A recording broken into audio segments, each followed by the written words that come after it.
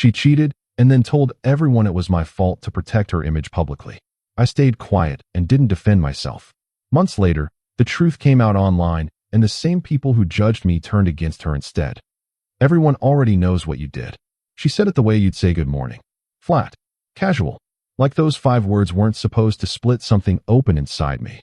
I just stood there, in the kitchen, coffee still warm in my hand, staring at her like I had never actually seen her face before. And maybe I hadn't. Because the woman looking back at me wasn't the woman I thought I'd built 4 years of my life with. She wasn't scared. She wasn't sorry. She wasn't even uncomfortable. She was performing. Steady. Rehearsed. And the most chilling part wasn't what she said. It was the way she said it, like she had already decided what the story was, and my version of events simply didn't have a seat at the table. She turned back to the counter, poured herself a glass of water, and I stood there holding a mug that was going cold in my hand, slowly understanding that something had happened before that morning. Something I had missed. Something that had been happening for a while. And I didn't realize it then, but that moment in the kitchen changed everything that came after. What she meant by everyone. I didn't grasp the full weight of that word until later. She didn't mean her 2 closest friends. She didn't mean her sister, or one of those quick late-night calls where you vent about your relationship and regret it in the morning. She meant everyone. She had gotten to every person in our shared world before I even knew I was supposed to be defending myself. She had moved fast. Precise. The way people move when they've been planning something. And the version of events she'd handed to each person, it wasn't about what she did. It was about what I had supposedly made her do. It was a story in which she was already the victim before the story began. And by the time I found out that story existed, it had already been accepted, already believed, already spread through our friend group the way things spread through friend groups. Fast, unchallenged, and impossible to fully take back. I was the last person to know what I was being accused of, and I still hadn't said a single word. If you enjoy real stories like this, subscribe, because what happened next changed everything for me. I'm 29. She was 27. We had been together for 4 years. Long enough to share a lease. Long enough to have a whole orbit of mutual friends, shared birthdays, inside jokes that needed no setup. Long enough for people to see us as one unit. Long enough for people to think they already knew our story. It started with her phone. Not the way it usually starts in these stories. I wasn't going through her messages. I wasn't suspicious. Not actively. Her phone had slipped between the couch cushions and buzzed twice while she was in the shower, and I picked it up off the cushion to set it on the coffee table. The notification was already previewed on the lock screen. One name. 7 words. 7 words that didn't make sense for about 2 seconds, and then made every kind of sense all at once. I set the phone back down. Exactly where I found it. I didn't open it. Didn't need to. 7 words were more than enough. I walked back to the kitchen, filled my glass with water, stood at the sink and looked out the window at nothing, and waited for her to come back. She came out of the bathroom a few minutes later, toweling her hair, completely unbothered, humming something under her breath like a person who had no reason not to hum. She picked up her phone from the coffee table, looked at the screen for less than a second, set it face down on the kitchen counter. Face down. And in 4 years of that apartment, those evenings, that kitchen, she had never once set her phone face down on the counter. That single gesture was the confirmation. Small, casual, devastating. I didn't confront her that night. I thought about it. Sat with the words arranged in my head, ready to say. But something held me back. I told myself I was being careful, that I didn't have enough yet, that I needed to be sure before I set off something that couldn't be undone. But honestly, looking back, I think I just didn't want it to be real yet. There's a version of I need more information. That's actually just I need more time to accept what I already know. And that was me. So I waited. I watched. Not obsessively. Not in a way that swallowed my days. Just, I started paying attention to things I had been too comfortable to notice before. She started going to bed earlier than usual. Started laughing at her phone in that private way. Screen tilted slightly away. A small smile that she didn't share. She began being nice to me in a way that felt manufactured. Warm in small gestures. Bringing home the specific brand of coffee I liked. Asking about my work with an attentiveness she hadn't shown in months. The kind of considerate behavior that isn't affection. It's management. When someone feels guilty, they don't stop being guilty. They just start compensating for it. And every compensation felt like a small, quiet confirmation. Every time I almost said something, something stopped me. A reason not to push. A reason to wait one more day. Maybe I was still hoping she would say it herself. Maybe I still believed she was capable of that. I was wrong to wait, but I didn't know it yet. 3 weeks later, I found out his name. It came from the most ordinary place.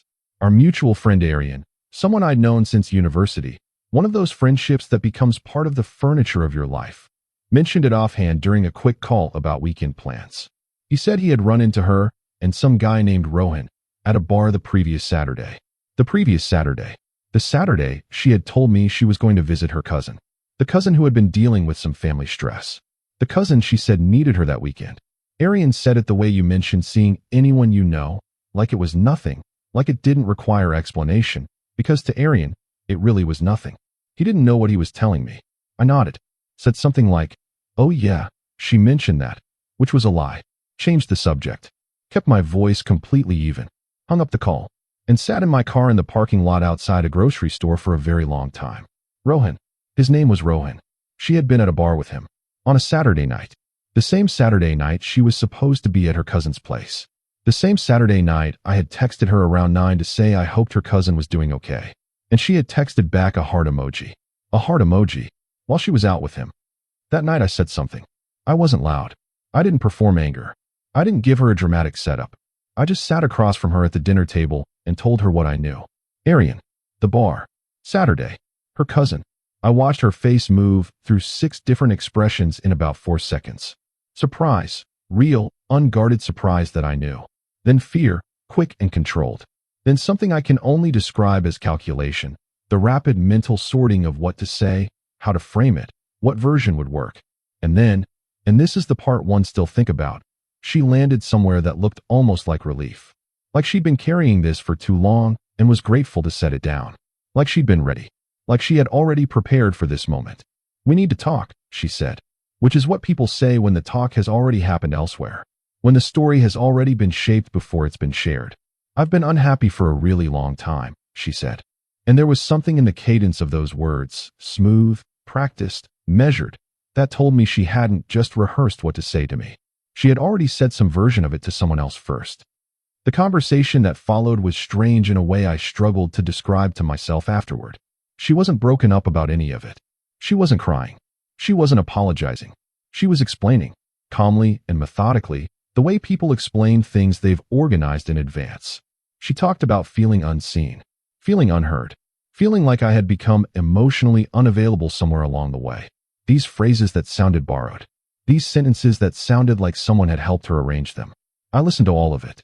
And then I asked her directly, "Are you still seeing him?" 1 beat of silence. 1 beat too long. Then, "That's not the point." That was my answer. Not a denial. Not a clarification. Just a redirect.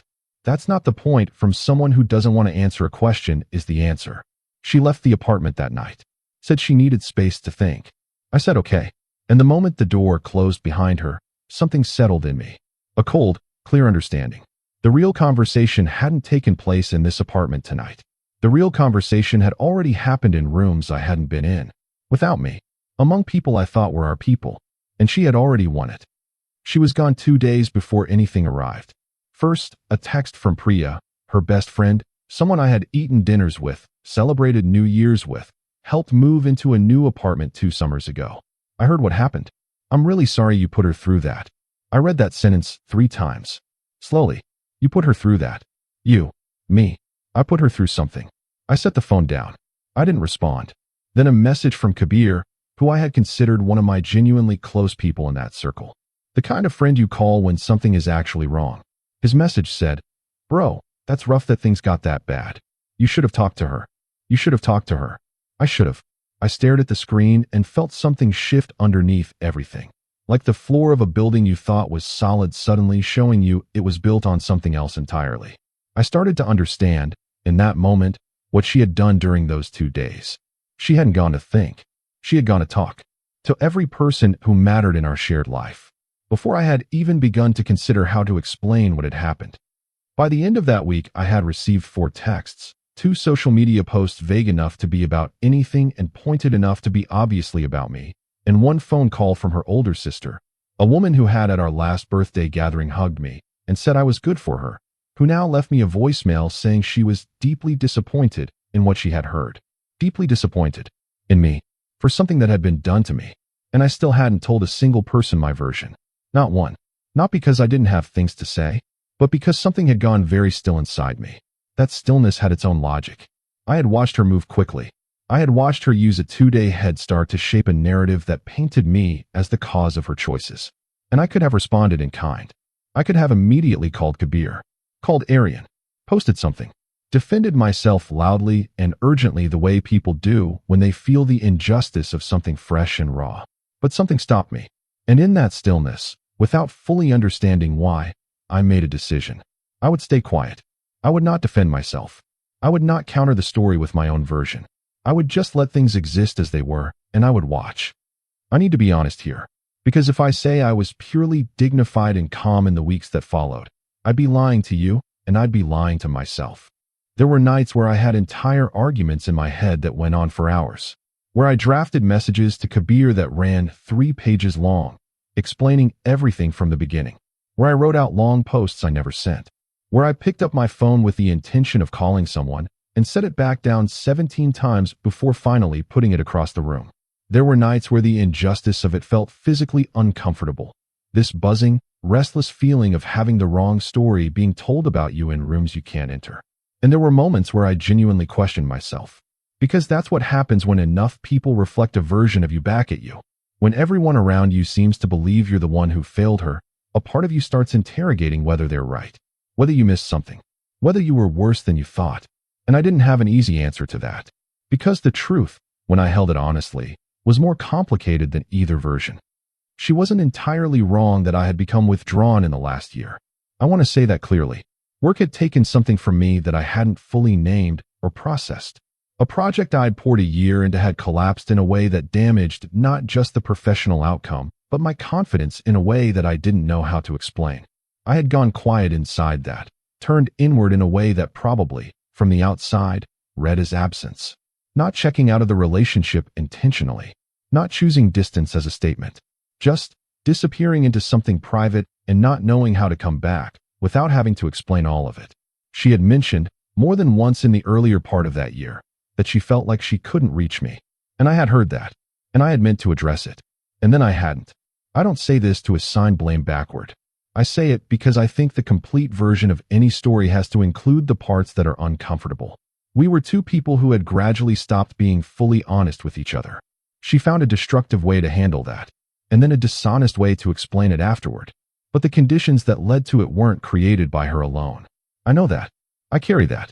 But there is a long distance between things were difficult, and therefore what she did was justified. And there is an even longer distance between things were difficult, and therefore he is the reason this happened. She crossed both of those distances without hesitation, and she did it using the trust and affection our shared friends had for her, which is the part one found hardest to forgive. The weeks that followed her leaving settled into a kind of gray routine. I moved through the apartment like a person still learning its dimensions, cooked too much food for one person, watched things on streaming services I immediately forgot, worked long hours not because the work required it, but because the alternative was being alone in the apartment with too much interior space and too little to fill it. Some nights I called my mother, not to explain everything, just to hear someone talk without an agenda. She knew something was wrong. She didn't push. When I finally told her the rough shape of it, not all the details, just the outline, she listened without interrupting, which was more than most people would have done. At the end of it, she said, "You don't have to explain yourself to people who already decided what to think." I nodded on my end of the phone, even though she couldn't see it. She was right. I didn't know how right she was yet. For months passed. For genuine months. And slowly, without forcing it, I had started to actually move forward. Not with some dramatic reinvention. Not with a new relationship or a new city or a visible signal of healing. Just quietly, day after day, I stopped checking her profile on the days I used to check it. Stopped trying to read the subtext of other people's posts. Started filling Saturday mornings with things that had nothing to do with any of this. Running. Reading things I'd been meaning to read for years. Cooking meals that took longer than they needed to. The slow, unspectacular process of reclaiming your ordinary life from the wreckage of something that felt, at its worst, like it would define you permanently. I had almost completely cleared that distance. Almost. Then on a Thursday evening in what had become a genuinely unremarkable week, I received a message from someone I barely knew. A woman named Divya. We had been in the same room a handful of times through extended social overlap. Kabir's birthday one year, a casual group gathering once or twice. Never a real one-on-one conversation. Never anything more than polite surface interaction. She had apparently found my profile through a comment I'd left on something completely unrelated, a forum thread about a film, or maybe a photography post, something totally removed from any of this. Her message was short. Hey, I know we don't really know each other, and this might be weird, but I thought you should see something. You don't have to respond. Then a link. I looked at the link for a few seconds, long enough to think about whether I actually wanted to open it. Then I clicked. It was a Reddit thread, posted anonymously, to one of those relationship communities where people write long, confessional posts and strangers offer perspective. The title was something along the lines of, I cheated on my long-term partner for several months, and I've finally ended things. I want to understand myself better, writing this out to process it. I started reading, and within the first 3 paragraphs, something went very cold and very still inside me.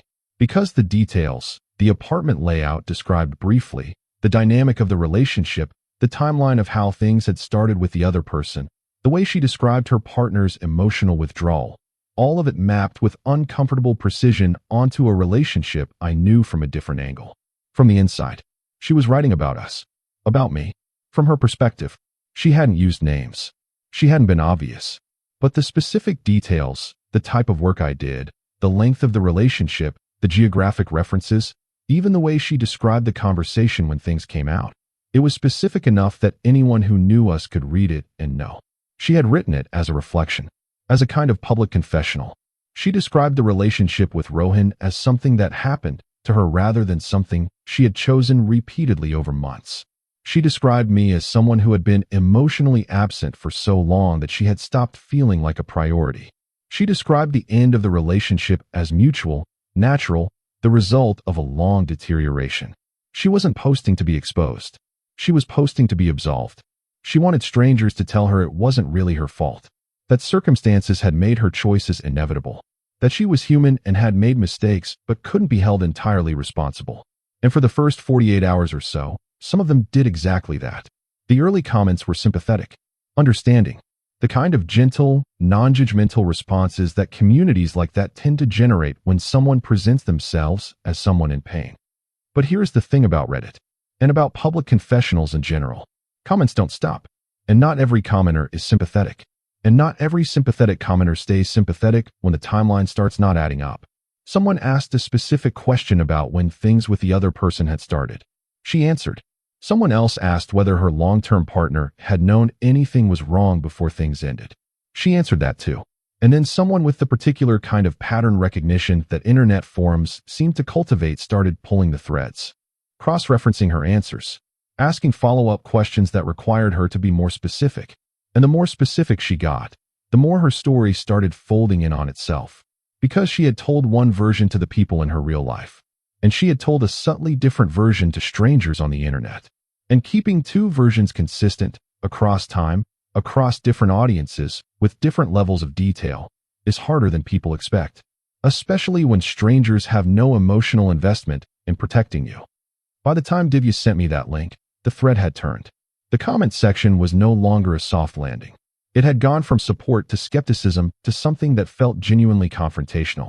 Someone had found an older comment she had made on the same account, months earlier, in a completely different thread, in which she described her long-term relationship as something she was genuinely happy in, described her partner as someone she loved, described their life as something she felt grateful for.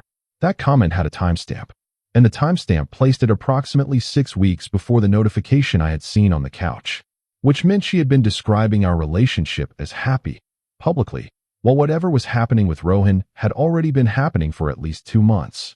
The comment section saw that discrepancy immediately. You described being happy 6 weeks before all of this, but in this post you're saying the relationship had been deteriorating for over a year.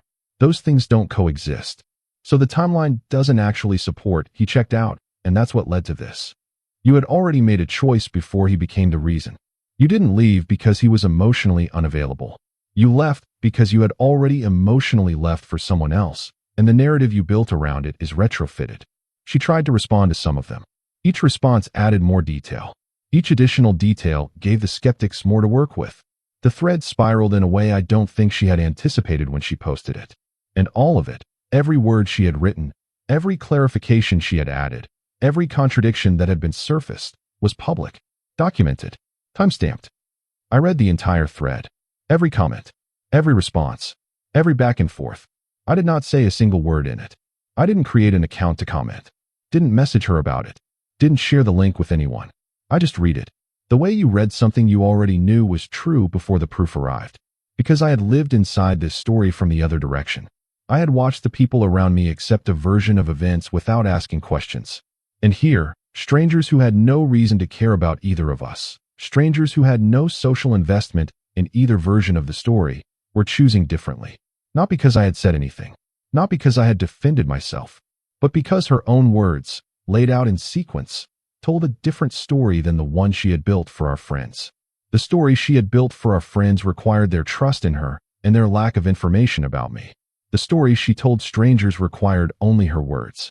And her words, without the scaffolding of trust and social loyalty, didn't hold. I don't know exactly how it traveled from that thread into our actual social circle. I think Divya had sent it to others the way she sent it to me.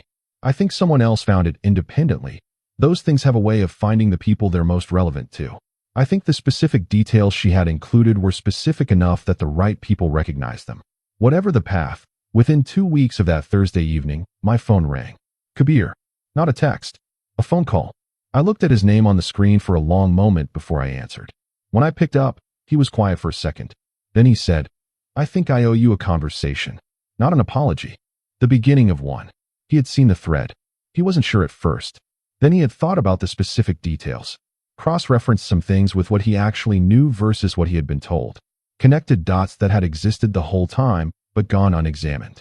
And then carefully, like someone testing whether the ice would hold his weight, "She told us you were cold to her for a long time, that you checked out before she did." I said, "I know what she told you." Silence. "Is it true? What do you think?" More silence. A long pause. "I genuinely don't know anymore, man." That was the most honest thing any person in that circle had said to me in the entire time since all of this began. Not a full apology, not a full accounting, but honesty. And at that point, honesty was more than I had expected from anyone. Priya didn't call, but within a few days of the thread circulating, I noticed that several posts had disappeared from her social media. Posts that had been vague enough to technically be about anything, pointed enough, in context, to be clearly about me. They went quietly. No explanation, no message to me, no acknowledgement, just gone, which told me everything I needed to know. She knew now, she understood now, and she had chosen to remove the evidence of her participation rather than address it directly, which was, if I'm honest, exactly what I expected from her. Priya had always preferred the exit over the confrontation, even when confrontation was what the situation deserved. Her sister, the one who had left me the voicemail, sent a message. Short, restrained. I didn't have the full picture when I called. I shouldn't have left that voicemail. "I'm sorry." I read it several times. 11 words. After everything, the voicemail, the months of silence, the fact that she had believed the version that made me the villain without asking me a single question. 11 words. I wrote back, "I appreciate that. And I meant it the way you mean something when all the emotion attached to it has already been spent. Not warmly. Not with gratitude that unlocks something. Just cleanly. The acknowledgement of an acknowledgement. And nothing more." The thing I found myself thinking about most was not the thread. Not the people coming back. Not the reversal. It was the silence she maintained throughout all of it. She never reached out to me. Not when the thread started gaining traction. Not when the comments turned. Not when, presumably, she started to understand that people in our actual circle were reading it and recognizing it. Not when Kabir and I spoke. Not when Priya removed those posts. Nothing. Not a word. I had half expected something. A message. Even a defensive one. Even a "that wasn't supposed to happen," or a "I didn't think anyone would see that." Something that acknowledged the cascade she had set in motion. It never came. And when I thought about why, the answer felt clear. Because acknowledging the thread, and what it had revealed, and what it had undone, would have required her to acknowledge the version of events she had decided didn't exist. The version where she had planned a narrative. The version where she had gotten to every person in our shared world before I knew I was a character in a story that was being told about me. The version where I had absorbed the social consequence of her choices while she stood behind a wall of people who believed her without question. To walk that back would have been to dismantle something she had built for herself, something she needed. Because the version of events she had told everyone wasn't just a cover story. It was the version she had told herself. And some people can't afford to give that up, even when the evidence says otherwise. I moved out of the apartment about 6 weeks after the kitchen conversation. Found a smaller place across the city, quieter neighborhood, less familiar, which was, in retrospect, exactly what I needed. A place where the walls didn't have any version of the story in them, where the rooms were just rooms, where I could be a person who wasn't defined by any of this. The first few weeks, they were strange in the specific way that new places are strange when you move into them carrying old weight. You unpack your things, and they look slightly wrong in the new space. Like objects that belong to a version of you that doesn't quite fit anymore. But slowly the space became mine. Slowly the weight distributed differently. Slowly I became someone who lived here rather than someone who had escaped somewhere else. I want to tell you about a moment about 3 months into living in the new place. Not a dramatic moment. Just a Saturday morning. I was making coffee. The light was coming through the kitchen window in a particular way, low and pale, the kind of late autumn light that doesn't try too hard. And I realized I hadn't thought about any of this for the entire previous week. Not the kitchen conversation. Not the texts from Priya and Kabir. Not the thread. Not her. An entire week had passed, filled with ordinary things, and none of this had been present for any of it. I stood at the kitchen window with my coffee, and I thought, oh, this is what it feels like when it's over. Not a conclusion, not a resolution, just an absence where something used to be. A clean space. 4 months after the thread, on what was again an ordinary weekday evening, my phone buzzed with a call from an unknown number. I almost didn't answer, but I did. And in the first syllable of the first word, I knew. She said, I just wanted to. I never wanted it to go this way. I said, I know. She paused, long enough that I wondered if she'd say something that would actually mean something. If some version of honesty would finally arrive. If she would explain what had happened in those 2 days between the kitchen and the texts. If she would say the things she'd never said to any version of this story. She said, I'm sorry.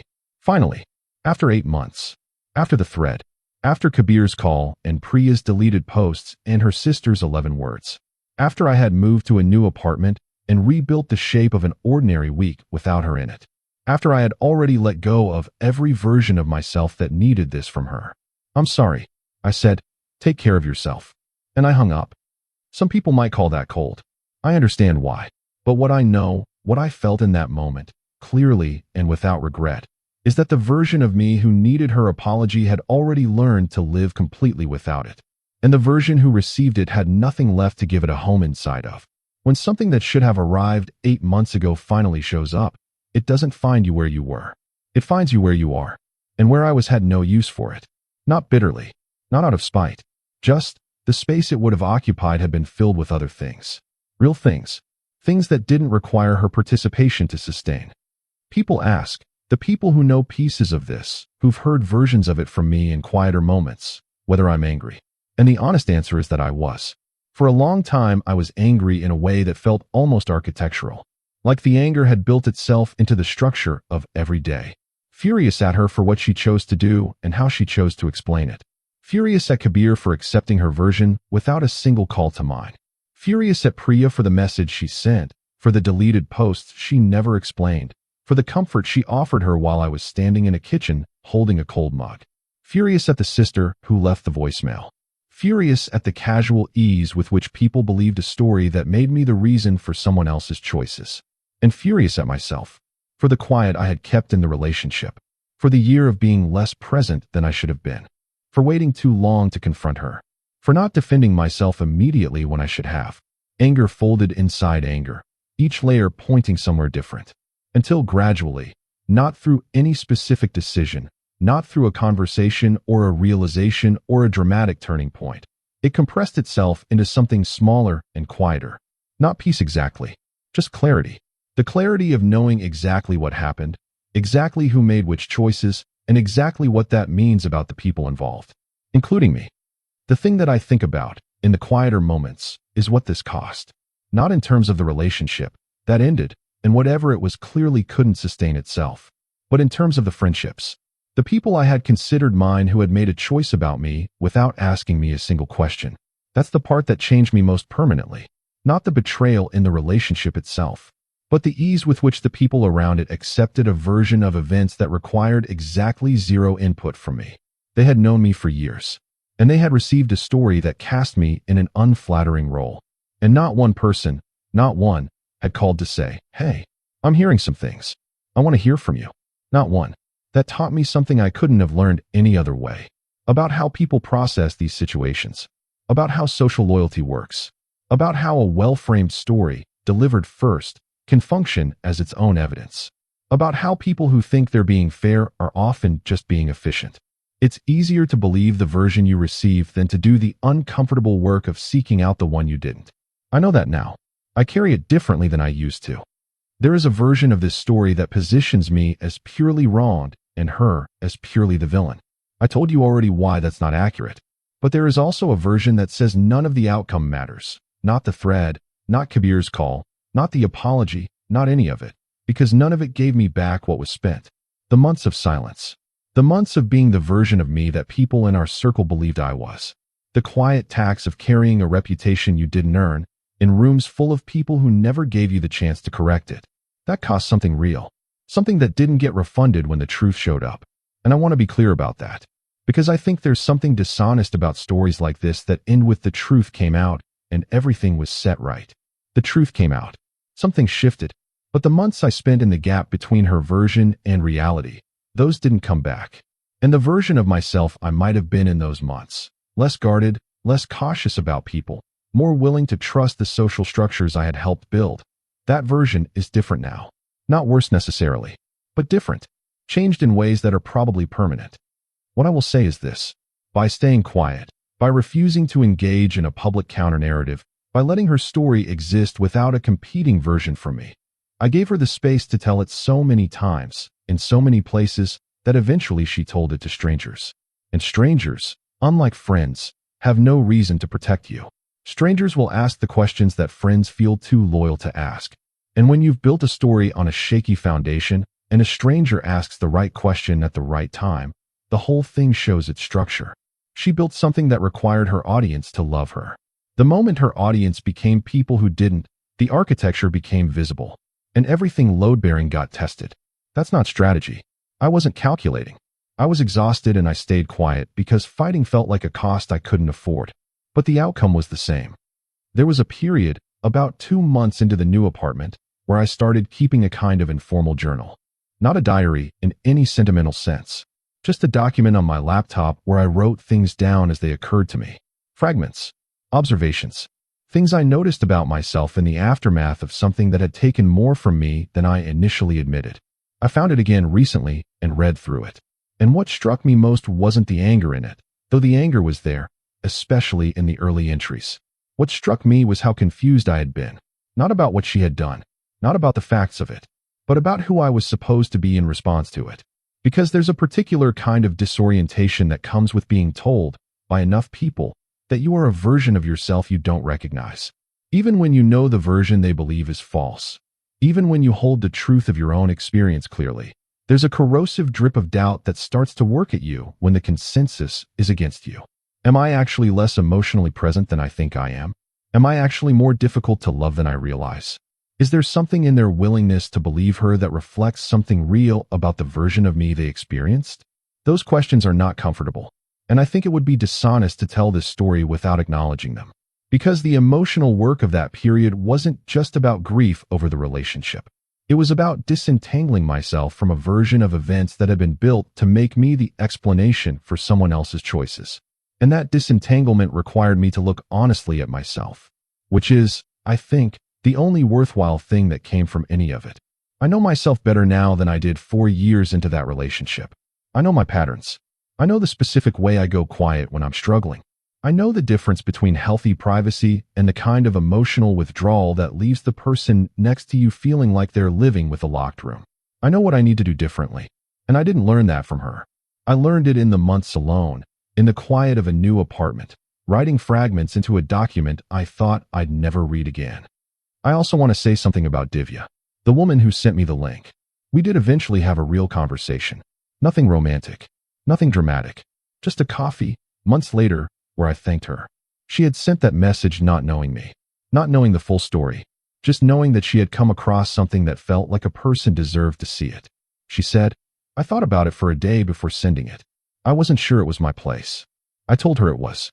She asked how I was doing. I told her honestly.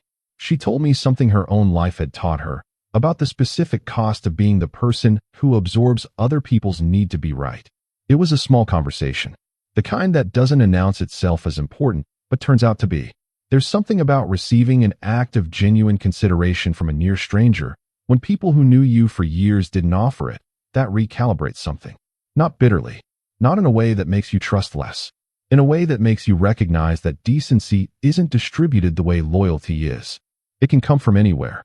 And when it does, you should notice it. Months passed in that quiet way that months pass when you stop marking time by a wound. I had a work project that required real focus. That focus was, honestly, a gift. Something concrete to build inside.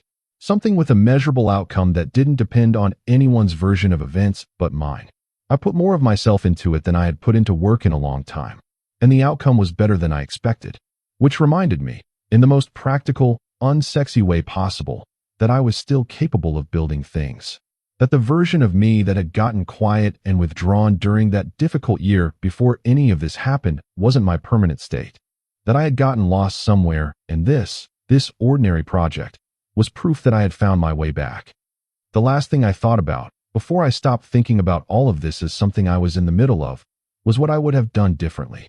Not with her, not with the relationship, but with myself. I would have spoken sooner. Not to defend myself publicly, not to fight her narrative with a counter-narrative, but to the people I actually trusted. Not Kabir, who I now understood had always had a slightly stronger loyalty to her than to me. Not Priya, who was never going to choose anyone over her best friend regardless of circumstances. But Aryan, my family, the 2 or 3 people who were genuinely mine before she and I ever became a unit. I should have told them sooner. Not to recruit them, not to build a team, just so someone who knew me, who knew the real version, not the version being constructed in rooms I wasn't in, had the information. Just so I wasn't completely alone inside the truth. Because staying quiet is not the same as being fine. And I had confused the two for too long. I thought that because I hadn't said anything, I was managing. What I was actually doing was carrying something very heavy entirely by myself. And that weight has a cost. Even when you don't show it. Even when no one around you knows it's there. You know. And eventually the body finds its own way to present the bill. The version of me that exists now is not the version of me that stood in that kitchen. That version was someone who had spent 4 years building a life with a person who turned out to be capable of something he didn't know she was capable of. Who had friends he trusted to ask the right questions. Who believed that because he had been honest, people would extend him the basic courtesy of curiosity before judgment. I'm not that version anymore. Not cynically. Not in a way that closes me off to people. But I'm less naive about the shortcuts people take when someone they like hands them a ready-made explanation. I understand now that loyalty and accuracy are not the same thing. I understand that good people can accept bad information without being bad people themselves. I understand that the story that arrives first has a structural advantage that no subsequent story fully overcomes. And I understand that some things, some costs, some months, some versions of yourself, you don't get back. You just carry them differently, until they become light enough that you almost forget they're there. Almost. The satisfying ending would be, justice was served, the right people came back, the wrong ones were exposed, and I moved on stronger. The honest ending is, some people came back and some didn't. Some apologies arrived, and some never will. Kabir and I talk occasionally now. Not the way we used to, not with the ease of people who never tested each other's loyalties and survived, but something. A rebuilt version of something that's actually more honest than what it replaced. Aryan just faded. No falling out. No conversation. Just a gradual disappearance that said everything that needed to be said about where his investment in me actually lived. Priya I haven't spoken to. Probably won't. Her removed posts are the only acknowledgement I'll ever get. I've made peace with that. Her sister and I exchanged those few words and then returned to the distance of people who exist in each other's orbits only because they once knew the same person. And her, Rohan, is apparently still in her life. Which, of all the outcomes, feels most like the story completing itself. Because now he knows. Now he has the information I didn't have going in. He knows what she does when things get hard. He knows how she manages inconvenient realities.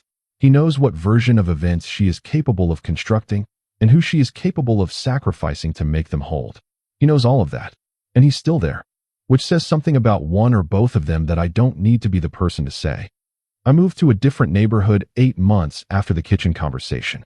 New apartment, better light, a coffee shop I like 2 blocks down. A few new people who know only the present version of me, not the version that has all of this behind it. I haven't felt the need to tell this story to any of them. Until now. She thought silence was weakness, that a person who doesn't defend themselves in the moment has nothing to defend. She was wrong. Silence is only weakness if the truth needs your voice to survive. Sometimes the truth is patient enough to find its own way out, and sometimes all you have to do is stay out of its path. She thought staying quiet meant I had nothing to say. Turns out, I didn't need to say anything at all. I was just waiting for the right story to tell itself.